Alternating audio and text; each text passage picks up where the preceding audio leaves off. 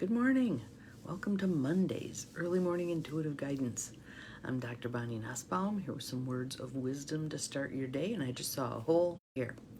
And of course it says trying to reconnect. I'm like, this is Monday morning. Wow. Good morning, Nancy. Welcome. Glad you're here. You're the first one popping on today. Welcome, welcome. We'll give it a minute for everybody to pop on. Hopefully my internet signal holds. That's interesting. And it went off again. That is wild. Well, Monday morning, I don't know. It's having, it says slow connection. Well, we'll see if our slow connection hangs in there. Good morning, Gwen. Welcome. Glad you're here. And that's kind of a bummer because today's card is really cool. I'm quite excited to share it with you. And I don't know as though I've ever pulled this card out of this deck before. But interestingly, I think the last 2 or 3 times I've used this deck, this card has ended up being one of the ones I've paid attention to. Either way, it is the card for us. So I kind of feel like, yep, still giving me trouble. Oh well, I kind of feel like it play. This won't be as chopped up, but we shall see.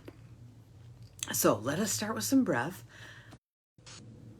Wow, it is having issues today. I was trying to, good morning, Beth, glad you're here. I was trying to hold my breath to do the exhale until back on, and it took forever, so I had to exhale. I hope you all did too. Hope nobody passed out because they were holding their breath waiting for me to show back up.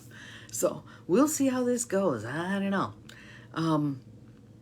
Yeah.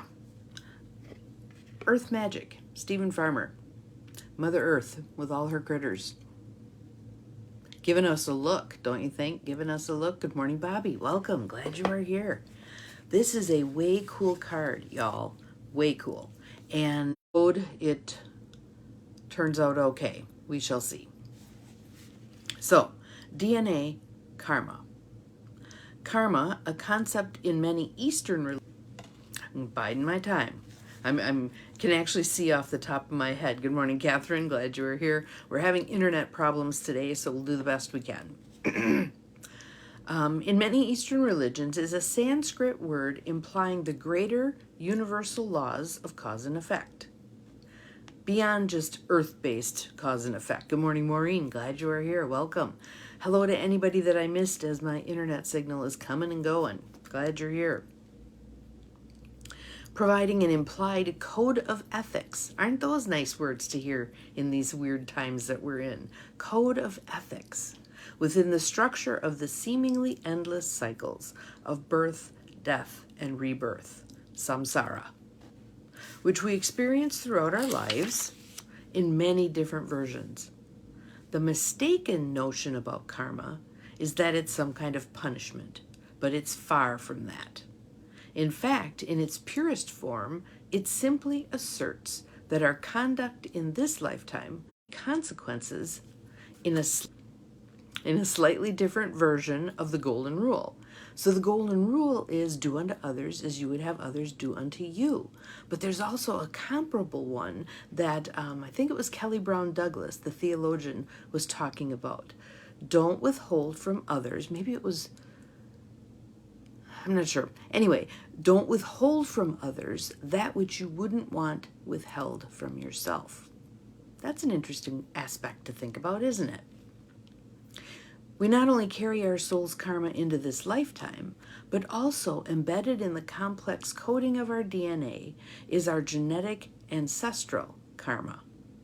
The double helix structure of DNA contains codes that have been passed down from our parents and grandparents, as well as our ancestors. Therefore, we have some of the same genetic information that comes from the DNA of very early humans. Good morning, Abigail. Welcome, welcome.